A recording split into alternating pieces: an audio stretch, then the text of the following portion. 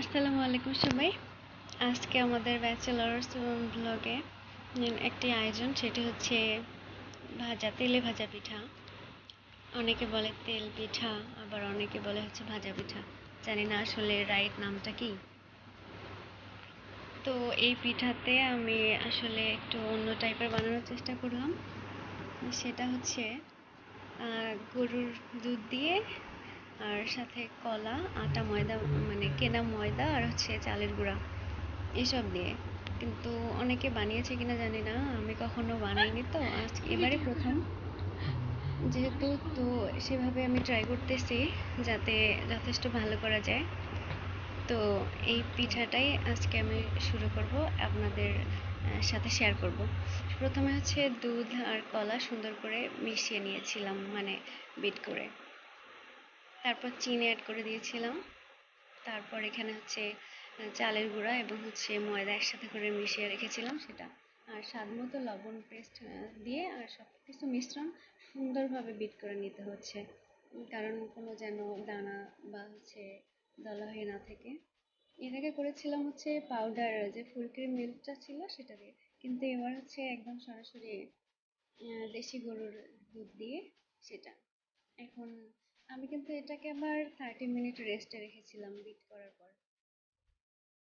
রেস্টে রাখার পর আমি সরাসরি তেলে ভেজে নেব, গরম তেলে। আর এখানে বিট করার আগে মিশ্রণটায় আমি একটু হালকা গরম পানি ইউজ করেছিলাম। তো এখন সুন্দর করে পিঠাটা ভেজে নেওয়ার ট্রাই করব। আমি তো কখনো এটা বানাইনি, তো আমার কাছে তেমন গোল হয় না। তো আমি ট্রাই করেছি হাতে গোল করার জন্য কোনো প্রসেস ইউজ করা হয়নি। তো এই আমাদের এই ব্যাচেলর লাইফের মাঝে মাঝে যে টুকিটাকি ইচ্ছা খাওয়া দাওয়ার, সেগুলো হচ্ছে আপনাদের সাথে শেয়ার করতেছিলাম। হয়ে গেছে আমাদের পিঠা একটি ভাজা। তো সুন্দর একটা কালার এসেছে, যেহেতু এখানে দুধ আর কলার মিশ্রণ আছে। আশা করা যায় পিঠাটা অনেক মজাদার হবে। আমি অবশ্য খাইনি, এমনি দুধ দিয়ে বানানো পিঠা খেয়েছিলাম, আমার মা বানিয়ে দিত। কিন্তু এবার কলার মিশ্রণ, তো জানি না আসলে কেমন লাগে। আশা করা যায় ভালো লাগতে পারে। কিছুটা সম্পূর্ণ গোল হয়নি, কিন্তু আমি সর্বোচ্চ চেষ্টা করতেছি গোল করার জন্য। তো অবশেষে আমাদের পিঠা এভাবে ভেজে নিয়ে ভেজে ভেজে কমপ্লিট হয়েছে। তো ভাজা শেষ, দেখুন পিঠার অনেকটা গোল করার ট্রাই করেছি, হয়েছে। অসাধারণ একটা কালার, আর ফ্লেভারটা ভালো ছিল, টেস্টি হয়েছে। আমি খেয়েছি, অনেক ভালো লেগেছে।